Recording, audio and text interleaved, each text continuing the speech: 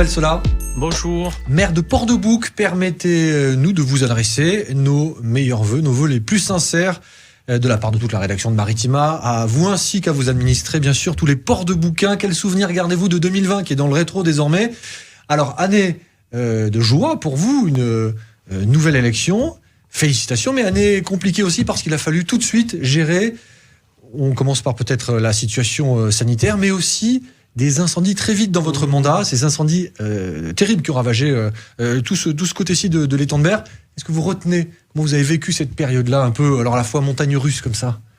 Tout d'abord, mes meilleurs vœux à la rédaction de Maritima et aux administrés. C'est une année 2020, comme vous l'avez dit, le 15 mars, on a été élu dès le premier tour. Je remercie les Port-de-Boucains de la confiance qu'ils nous ont fait et nous mettrons tout en œuvre pour en être dignes. Mais dès le 16 mars, nous étions confinés. Et nous n'avons pas pu être mis en place de suite. Il a fallu attendre le 23 mai pour que l'on soit en place. Heureusement, nous étions l'équipe sortante, donc nous avons pu mettre les solidarités en place. Assurer une transition. Voilà, accompagner la population, puisqu'il y avait beaucoup de difficultés, s'occuper des personnes âgées, puisque le CIAS appelait plus de 400 personnes tous les jours. Ensuite, une fois qu'on a été mis en place, malheureusement, nous avons dû annuler les festivités de l'été. En lien avec l'association Promomère, nous avons dû annuler nos fameuses sardinades qui attirent quand même plus de 100 000 personnes sur la ville. Ça a été un crève-cœur. Puis nous avons été défigurés cet été par deux incendies terribles, les 4 et 24 août, qui ont défiguré la zone économique où certaines entreprises ont carrément péri. Et puis le 24, c'est la forêt, c'est les habitations, c'est un complexe sportif. Beaucoup de gens ont eu très très peur et nous avons eu des dégâts très très importants. Qu'est-ce que vous retenez de cette année 2020? Est-ce que c'est un sentiment positif, plutôt négatif? En un mot? Plutôt tout le monde vit plutôt négatif, puisque nous n'avons plus de vie sociale, pour ainsi dire. Comment avez-vous senti les Port-de-Boucains dans ces épreuves? Toujours très solidaires, très mobilisés auprès de leur équipe municipale, mais surtout pour leur ville? Oui, très mobilisés, puis c'est l'âme de Port-de-Bouc, c'est la solidarité. La richesse est dans le cœur des femmes et des hommes à Port-de-Bouc. Donc on l'a vu dès le premier confinement, où tout le monde venait s'entraider, porter des colis alimentaires. On l'a de suite ressenti. Au second confinement, pareil. On voit que tout le monde est là pour s'entraider et ça, c'est notre force. Alors, une campagne de vaccination est en train de se mettre en place un peu partout en France, puisque c'est d'actualité aussi. Est-ce que vous allez l'encourager? Est-ce que vous allez mettre à disposition peut-être la salle Gagarine ou d'autres lieux publics comme cela pour essayer de accélérer cette campagne et de repousser ce fameux virus? Tout à fait, nous sommes prêts. Nous avons, comme vous l'avez dit, salle Gagarine ou gymnase, nous avons des infrastructures pour la population en lien avec les personnels de santé qui peuvent vacciner, puisque les vaccinations commenceraient pour les plus de 75 ans. Bon, après, c'est sûr que nous, on sait faire sur le terrain. On sait se battre, on sait défendre, on sait gérer. On ne peut pas dire la même chose de l'État où c'est quand même assez chaotique. Vous pensez qu'on ne délègue pas assez, c'est ça, en ce moment? On ne délègue pas assez et surtout, nous, on sait ce qu'il faut sur le terrain, on sait comment réagir. Et l'État, on voit qu'au niveau décisionnel, c'est catastrophique. Ensuite, on paye une gestion... Beaucoup trop d'inertie, c'est ça? D'inertie, puis on paye 20 ans de massacre des services publics. Où, depuis la LOLF de 2000, la loi de finances de 2001, c'est profit, rentabilité. On voit ce que ça a donné au niveau de l'hôpital, on voit ce que ça donne au niveau des services publics. Alors que nous, on aimerait, par exemple, qu'il y ait un indice du bien-être, voir si on est mieux soigné, mieux éduqué. Ça, ce n'est pas dans l'air du temps. Et c'est ce qu'on est en train de payer actuellement.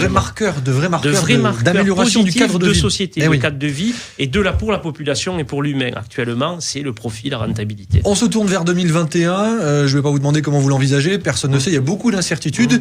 Ceci dit, vous paraissez déterminé à mener à bien quelques projets. On les a un peu évoqués en préparant cette émission. Tout d'abord, les 3 parcs de la ville que vous allez embellir, développer, préserver. Et il s'agit en fait de développement durable. Voilà, nous avons 3 parcs dans la ville bien situés, puisque celui du sud, à l'Alec, nous voulons développer un peu plus de jeux d'eau et que ça soit vraiment un parc pour l'ensemble des Port-de-Boucains et non pas un parc de quartier. Donc nous allons encore plus le développer. Nous avons le parc Jean-Jacques Rousseau au niveau du quartier des Comptes, qui actuellement fait un peu aire de jeu, un peu sécurité routière, en faire un parc du développement durable et des sciences, où il y aura des jardins, où on va développer un parc des sciences. Voilà, ce sera vraiment quelque chose de nouveau. Et le dernier parc est au nord de la ville, Unia, où vous avez vu les installations sportives. Oui. Et on va mettre des jeux d'enfants, du fitness, où ça soit un parc familial et sportif que les porteurs de bouquins puissent s'approprier. Vous tenez à mettre en place également un conseil municipal des jeunes. C'est une initiative qui se fait dans d'autres villes. Qu'est-ce qui vous a séduit dans ce parcours-là ? Ce qui nous séduit, c'est de le mettre en place pour que les jeunes soient un peu décideurs, puisque nous avons quand même 6 écoles primaires sur la ville, et que les jeunes puissent décider d'un projet, qu'ils puissent s'en emparer, un projet qui les concerne, et qui que leur voix concerne la porte. jeunesse.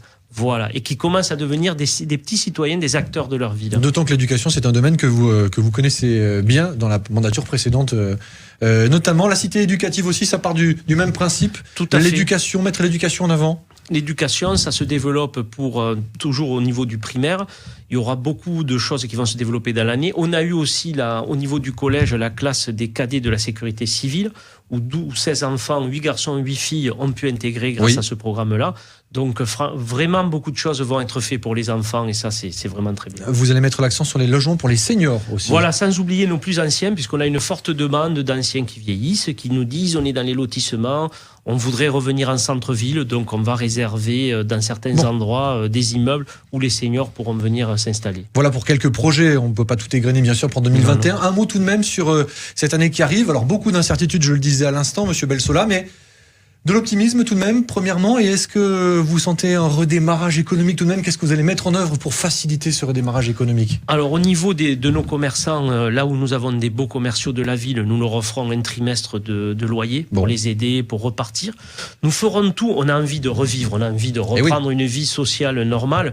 Donc nous ferons tout pour, dès que l'on pourra reprendre notre cours normal, par des festivités, par des choses importantes dans la ville, un peu. Pour souffler et que les gens se retrouvent et qu'on puisse repartir sereinement. À la porte de Bouquaine. À la porte de Bouquaine, avec nos petites mains. Merci, bonne année à vous, monsieur le maire, et à tous les ports de Bouquin qui nous regardent évidemment. Merci Laurent Belsola, maire de Port-de-Bouc, d'avoir été l'invité de Maritima. Merci beaucoup.